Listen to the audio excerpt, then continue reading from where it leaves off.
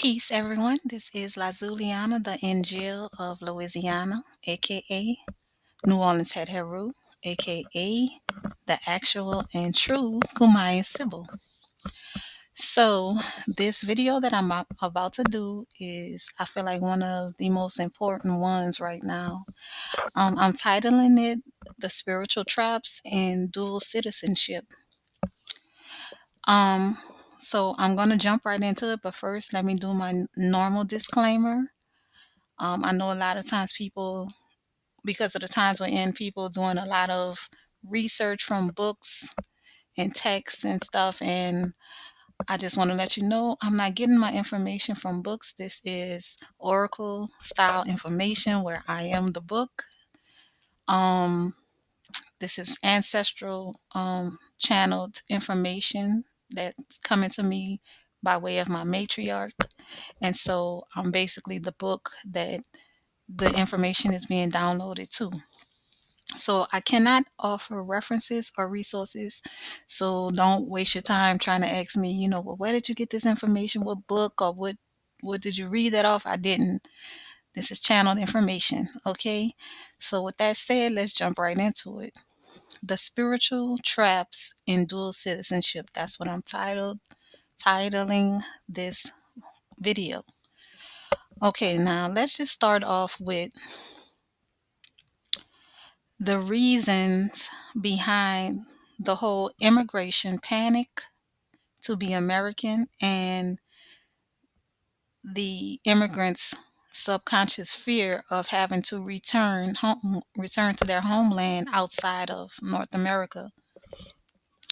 Okay, so what this is about is what I call a subconscious or inner knowing of what's really going on behind the curtain in this particular world, in these worlds. Now we are in what I call the eternal life worlds programs. So what we look at as the continents that we believe are all in the same world are actually each continent is actually a world itself or a world program itself. Now, the world programs that um, are divided and called continents were designed when you hear the stories of the gods confounded their languages. When the gods confounded the languages because they didn't want so much knowledge or wisdom to be attained, they didn't want people to be like the gods, so to speak. And so the gods started confounding the languages and stuff. And when they did this, they realized how confusing it could be for even themselves. So what they had to do was they had to divide these worlds into what they call continents, and for themselves to be able to identify it, the gods or the galactic leaders, they use what we call the vowels A, E, I, O, U, and sometimes Y.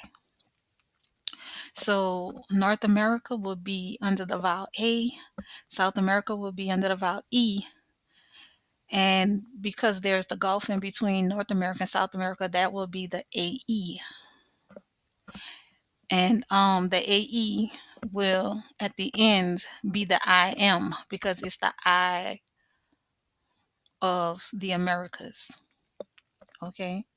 The AE is the I of the Americas or the I am. And so then you go over into Africa and it goes into the O and the U. And then from um, Eurasia to Australia is the U and sometimes Y. And that's why they have EU and AU. And the EU sometimes sounds like the Y, like Europe. Okay, so besides for these continents being tagged with the vowels, we also identify them as numbers. So world number one is North America, and world number two is South America. So the space in between 1 and 2, which is the Gulf, equals 1.5. Africa is world 3. We don't really need to even talk about beyond world 3. So, how this ties into the whole immigrant panic? Well, this is of what I call the spiritual trap and dual citizenship. So, the way the world's program is set up is it's an eternal life program. And when we think of eternal life, we think we get to live forever and ever and ever, as that's, in our the way we were taught it. It seems like a positive thing, like a good intention thing. But the way it became is something that was designed to be like a slave, like eternal enslavement. Because the longer you stay in the eternal life program, the more you lose yourself.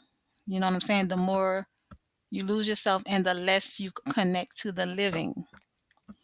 Now, World 1A is the world of the living avatar. Now, we are in assimilation, which means everyone here from World 1, 2, 3, 4, 5, all are a part of this simulation. Now, our true selves is there outside of the simulation, but the first level, the beings that's in the first level of the simulation, who has the fastest way out, is in North America, World 1. Now, every time I start talking about these things, I get hoarse. It's really crazy how they be trying to stop me from talking about it. So anyway, um, so North America is World 1. And so this whole world's program, the Eternal Life program, is about ascending and descending. But the trickery in it is that almost everybody descends or remains on that same space. Not too many people ascend, but we're in a time right now that the ascension is happening like in real time. Okay, because this is because the matriarch is regaining control over the things that's going on. Before, they were locked out of what was going on, and so they didn't have much. They weren't they was being blocked with a lot of things they tried to do to free the people. But because the matriarch is back working their magic and doing what they have to do, we're starting to be able to have ascension that actually happens. So World 1, when you transition from World 1, for those that don't know what I mean when I say transition, I'm saying when you die from the World 1 world in the simulation, um, the two main things that's likely to happen is, um, most likely you will reincarnate after some generations back into the same family lines in the same World 1. In certain cases, you might descend for whatever reason, you might descend. And if you descend from World 1, you go down to the next level, which is World 1.5 or World AE, which is the Gulf areas, including the Caribbean and Pacific islands. Okay? But there's a small chance that you might ascend. So if you're in World 1 and you reached a certain level of enlightenment, or you have like extreme money to buy your way out through connections and stuff, then you'll be able to ascend up out of this simulation, right? Now, in World 1.5, which is the Gulf areas, like around Mexico, on the South American side of the Gulf, in the Caribbean and Pacific Islands, let's say that's your homeland, and you transition from that space. if you have reached a certain degree of enlightenment, you may be able to be reborn into world one, which gives you a closer chance to be able to exit the system.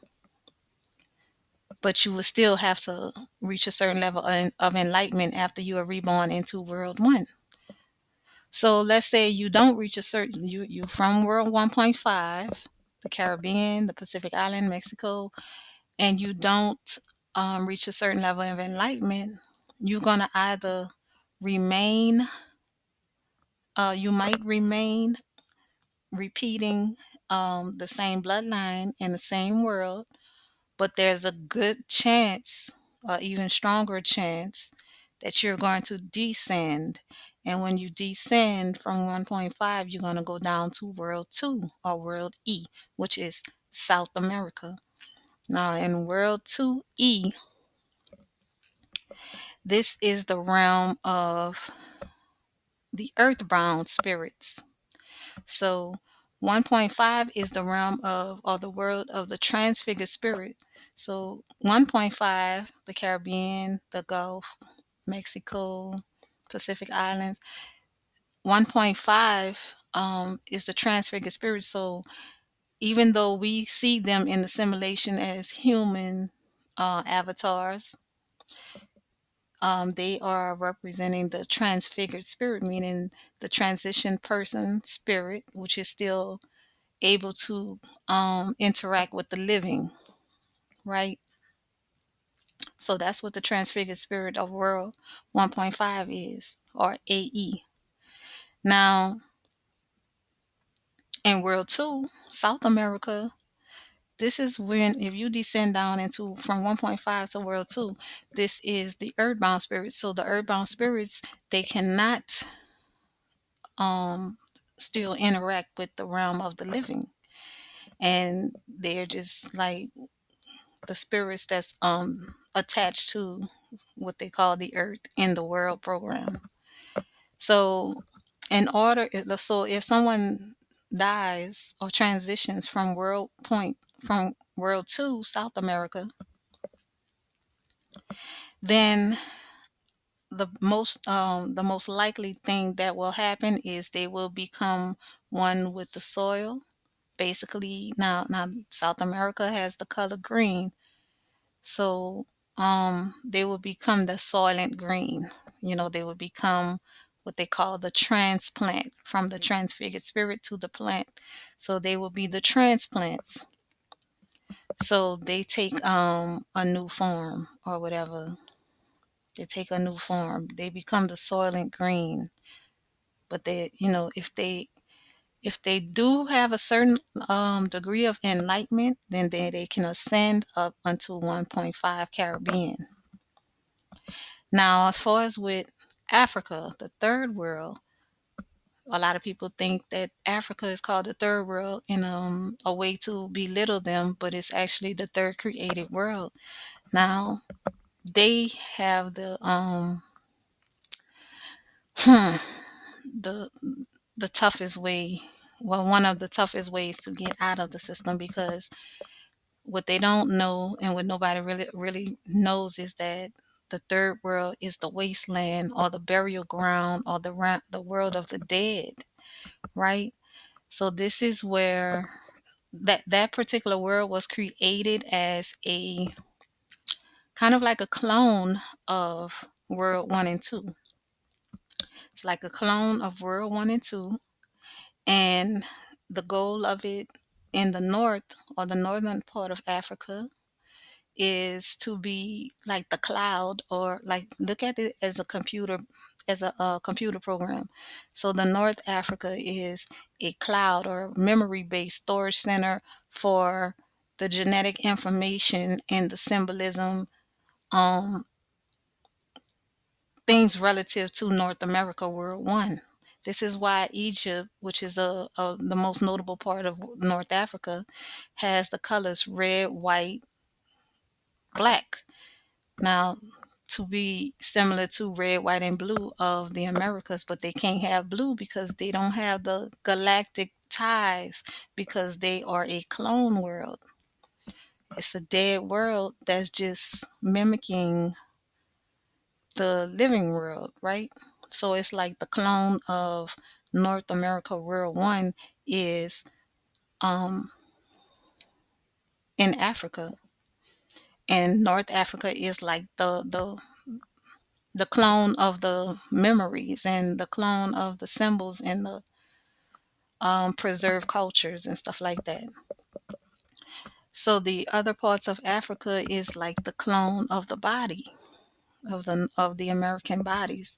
So they have more ties with the South American story. So they're like the clones of the Americans of both North and South America, but mostly in the South America. But they have the image and likeness of the North Americans, but they have the limitations of the South Americans. So this is represented by the color black on the flags. A lot of people think black is some really wonderful color, but when it comes to being on the flag, the black represents death. It represents the waste. It represents the wasteland, the dead realm. This is why in ancient Egypt they had to rename the book of the dead, because it wasn't called the book of the dead at first, but when it became a third world narrative, which is the world of the world for the dead and buried, the really dead people, you know what I'm saying, they had to change the book of going forth into the book of the dead. So they should have just called it the book of the dead and cloned, you know what I'm saying. And so when you're not born in the North American continent of the first world, then there's limitations. Now, fortunately for the people in 1.5, which is the Caribbean, the Pacific Islanders, and the Mexican areas, they have the sky. That's the limit for them. The sky is the limit for them. So yeah, they have a limit to what happens. So when they transition, they can go to heaven or one of the heavens, but they cannot exit the dome. That's the only thing. They can't exit the dome, but they can go to the heavens. Now, um, the heavens would be if they ascend to North America. So a lot of people don't understand that the heaven for the places outside of North America is North America.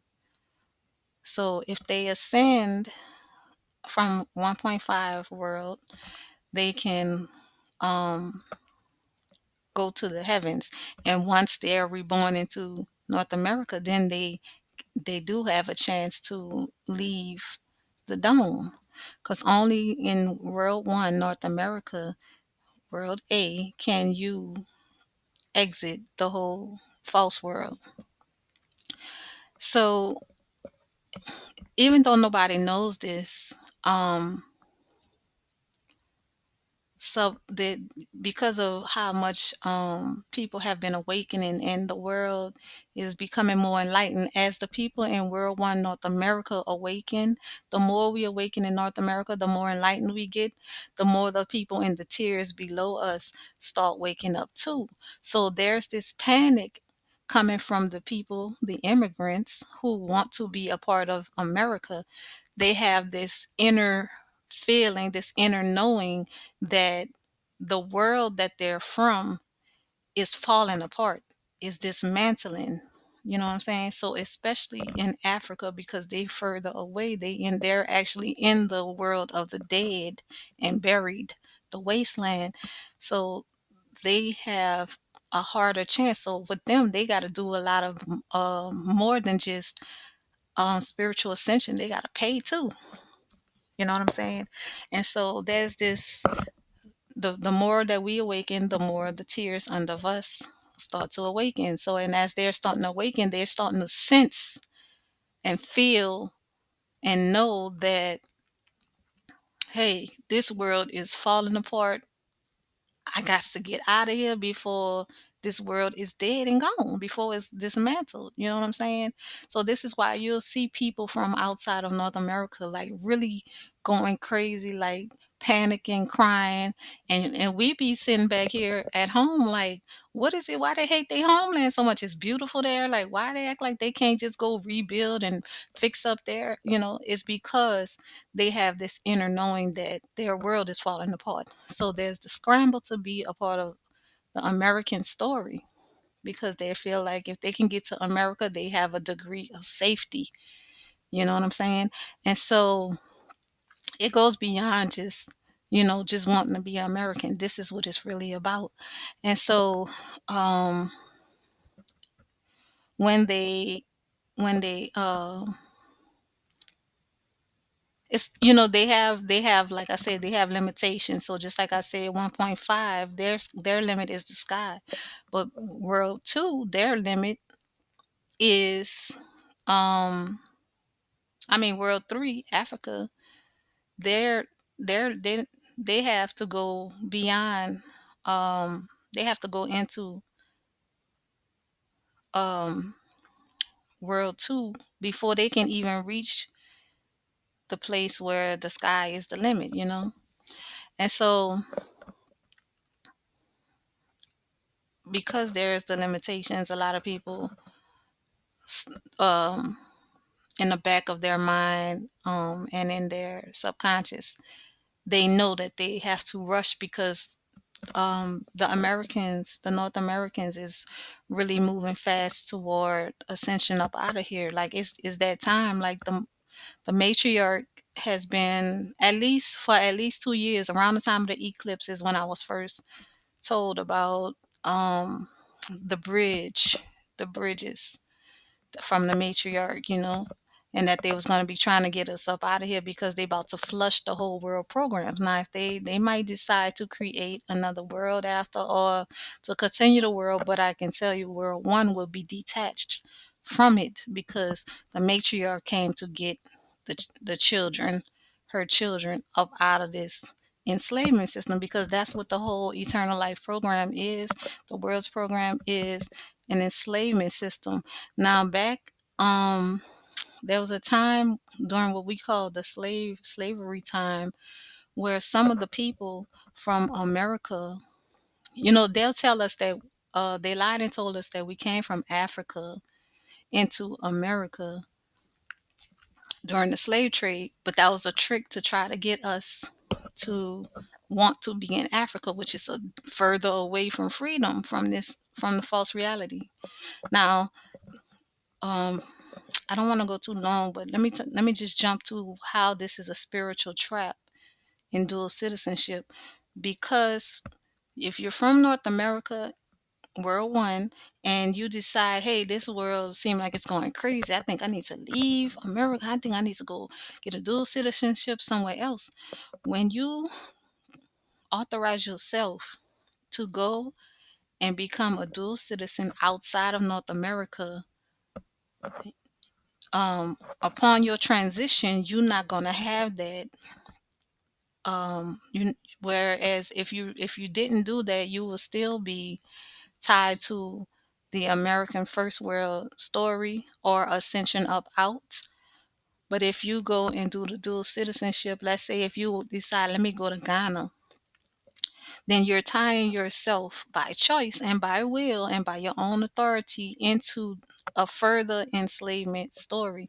So you go to Ghana, you become a dual citizen over there. You then gave and signed yourself to go into the third world program. So if you transition, you may be reborn into the third world narrative. And so for you to return back home, you would have to go through the whole process of being a third world person. You'll have to pay and ascend spiritually to exit the third world just to get into the second world, or you'll have to pay more to advance from third world, skipping and bypassing the second world into maybe the first 1.5. You know what I'm saying? So if you go anywhere outside of the first world, if you're a first world person and you get dual citizenship, in anywhere you go, whatever world that is, that's how far you gotta work to get back. So let's say if you decide I'm gonna move to the Caribbean, then if you transition while you're a dual citizen in the Caribbean, then you've attached yourself to the 1.5. So you do not go upon your transition. You don't be reborn into your same um, lineage or bloodline in World One. Now you have to be born into a Caribbean lineage. And in order to return to World One, you have to spiritually be able to ascend up out of that and then get back to being reborn into World One and do it all again. So now I'm not saying this to say that you should not, if your spirit tells you to do a dual citizenship, I'm not saying don't do it. What I'm saying is you have to create a spiritual will, just like you create a will before you die in the flesh to discuss what you want done with your property or whatever, or your belongings. You have to do a spiritual will for yourself before you transition. And in this will, write it however you need to, but you need to make it clear that upon your transition, you um you do not want to continue your your you don't want to attach yourself to the um you don't want to attach yourself to the world programs of the other place, the place where you got that dual citizenship at. You need to make it clear that in this spiritual will that upon your death, upon your transition, that you fully return, that if you have to uh remain in this world program, that you want to return fully to your original lineage in world one, that you want to that your ties to the place outside of North America is null and void upon your death. And you really need to do this and treat it like a real legal document, because if you don't, you have tied yourself into the next tier, or the or tiers, lower tiers of this enslavement program, because that's what it is at the end of the day. It's an enslavement program. So I I hope people really take this message seriously. Um so like I said, I'm not telling nobody don't do it. I'm saying if you're gonna get dual citizenship or tie yourself to any other country or continent, before you do it, do a spiritual will. Now if you have done it already, then it's not too late. You can still, doing a will, saying, that what I was saying to say, and clearing yourself from being tied to the worlds outside of North America upon your transition. You know, you didn't know at first, but once you can hurry up and change that information. And I think this is something that people who deal with um helping people get into like dual citizenships or whatever stuff like that need to start helping them get spiritual wills done before before they sign their name on documents, tagging them, attaching them to other world programs. So I'll do a part two on this to go deeper into it. But I'm gonna stop it right here for now. And I think if you find the video interesting, please like, share, and comment. I would like to know your thoughts about it. Um, I'm trying to start my channel on YouTube, so if you can subscribe and take this message seriously. I know y'all look for people who got followers and y'all, anyway, take the video seriously. Peace.